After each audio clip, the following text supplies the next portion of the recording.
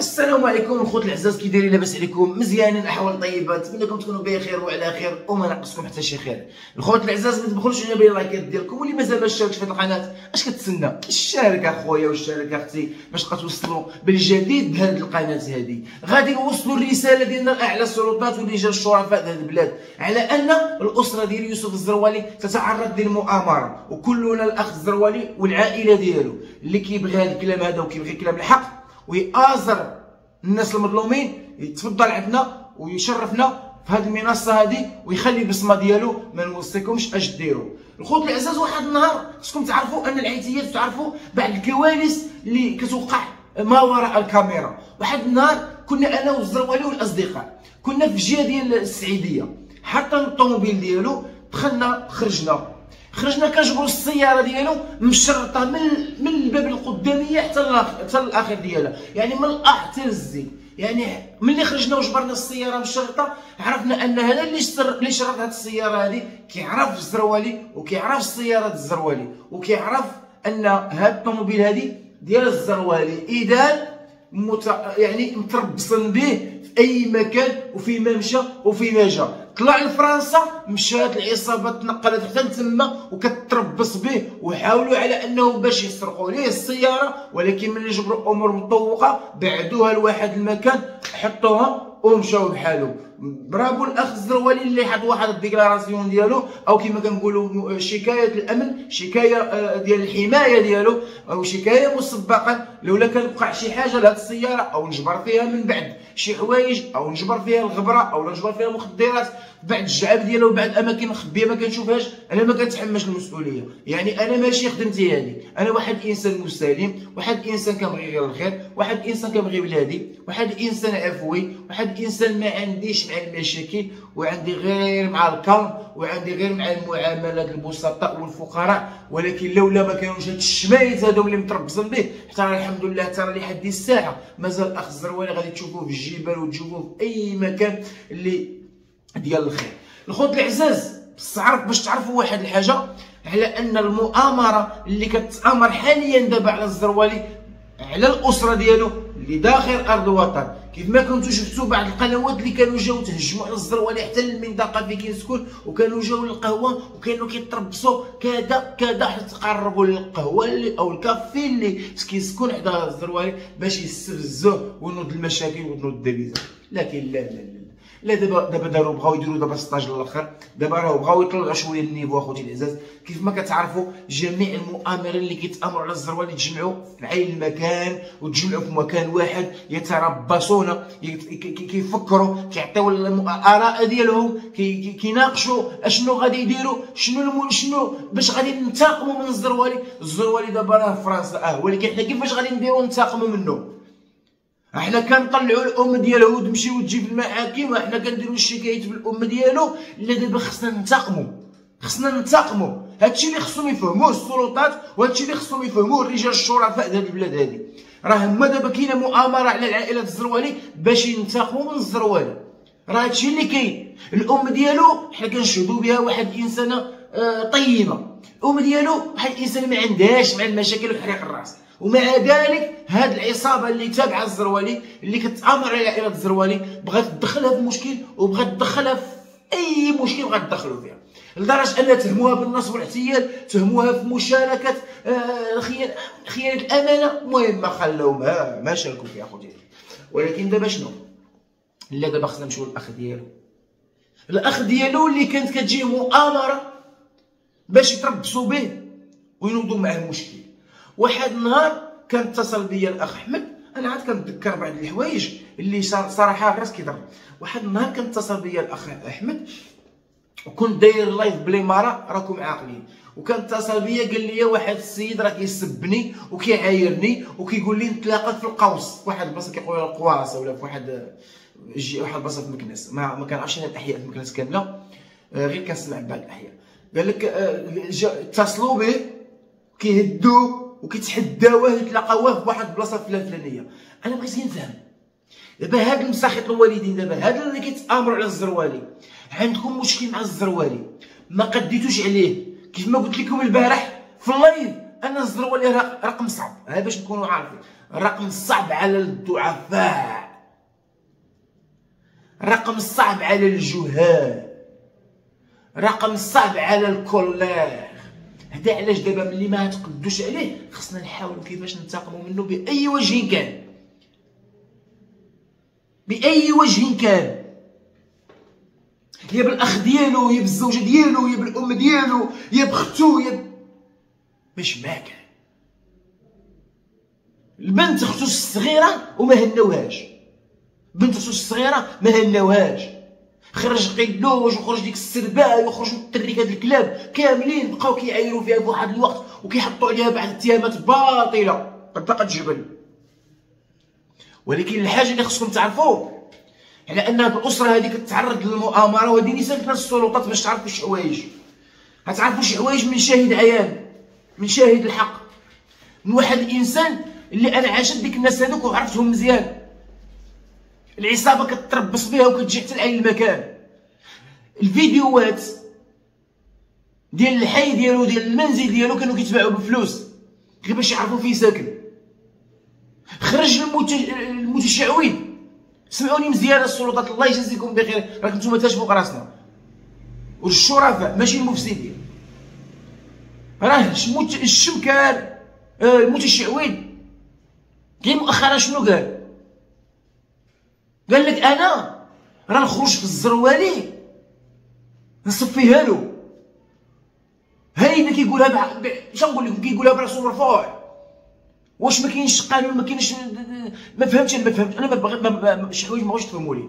كيقولها على المباشر، كيقول لك انا نتسنى الزروالي حتى يخرج من الطوموبيل نضربو ضربه نطيحو وما يعرف حتى شكون اللي ضربو. ما فهمتش واش هادشي هذا كيتقال عادي؟ هذا تهديد على المباشر، تهديد وكيشكل خطر على حياه الانسان على المباشر في واحد الدوله قائمه تبادر بالمؤسسات ديالها وبالامن ديالها. الى هذا السيد هذا في عين المكان في وسط البلاد كيقول هذا الكلام هذا امام العالم، كيقول لكم انا نخرج في الزروالي نصفيها له، نتسناه يخرج من الطوموبيل ونتربص به ونجيبو لموراه ونضربو ما يعرف الدقه منين جاتو، او نتربص به في السياره ديالو يخرج من باب السياره ننزل عليه ما يعرف حتى شكون اللي ضربو. وشنو ملي كنقول لكم راه عصابه كتامر على الزروالي كتقولوا لا لا لا؟ ملي كنقول لكم راه الزروالي والعائله ديالو راه عليه مؤامره من القنوات الفاشله ومن اعداء الوطن، وعليه مؤامره من ولاد الكلاب اللي ما كيصونوا حتى بصله، يا ريتكم كنتو ما كنعرفهمش. هادشي الحاجه اللي كتبقى فيا الحال، والحاجه اللي كتحس في الخاطر ديالي على ان هادو ولاد الكلاب اللي تابعين الزروالي كيضربوا فيه، كنعرف انا الاصل ديالهم، كنعرفهم من الديبار، كنعرف المعدن ديالهم كيفاش عامل، كنعرفهم من النهار الاول كيفاش كانوا كيفاش ولاو.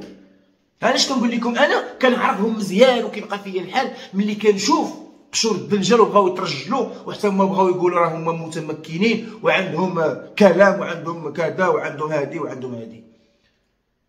من بعد ما كانوا كيبوسوا اليدين وكيتمناو غير يتصوروا معاه، تجرؤوا دابا ولاو كيهدوه. شفتوا الايه كيفاش تقلبت؟ شفتوا الروينه كيف ترونت؟ شفتوا الانسان الشيطان اللي كيتمسكن حتى يتمكن ويطغى ويتجبر؟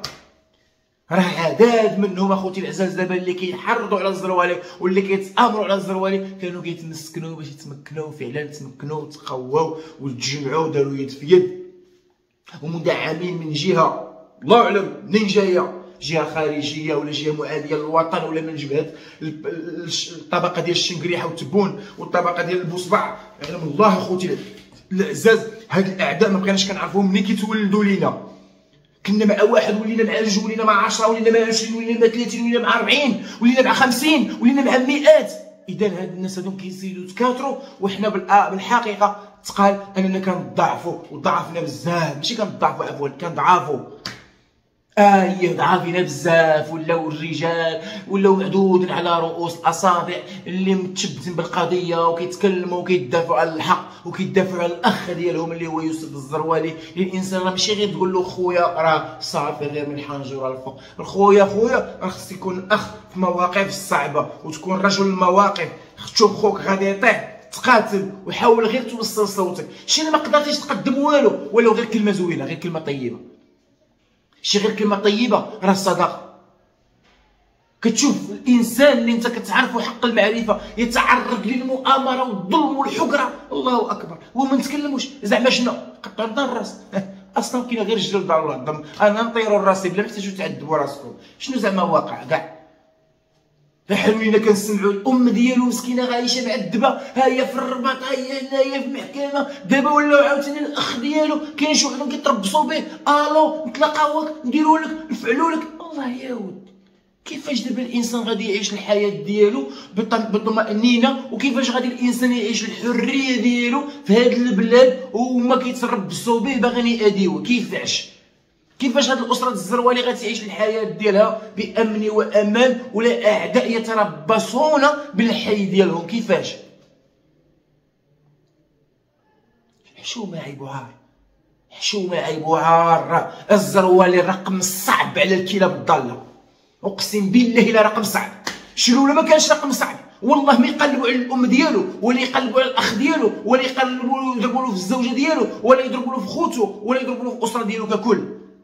كون كان الاولى ما كانش رقم صعب الزروالي والله حتى راه طيحوه شحال هادي بلا ما يحتاجوا غادي ينتقموا منه من طرف العائله ديالو، لا هو يطيحوه. لكن ما عندهمش اخوتي العزاز، راه العقده اللي واقفه له هنا هو الله الوطن الملك. العقده اللي واقفه له هنا انه جمعيه ملكيه المغرب اوروبا وجمعيه ناجحه واللي هي فرقت عدد الشقق كثيره للفقراء والمساكين، والجمعيه اللي كتوقف مع الفقراء والمساكين في مناسبات مثل عيد الاضاحي ورمضان وزيد الى اخره. الجمعيه اللي وقفت للجمعيات هنا، الجمعيات اللي عجزوا امامها الجمعيات بالنشاط ديالها.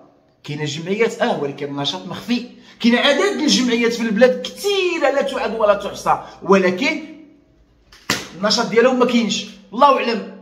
جمعيات فلان زيد، جمعيات فلانه زيد، جمعيات فتلانه زيد، جمعيات كذا وكذا زيد، ولكن النشاط فين هو؟ الله اعلم.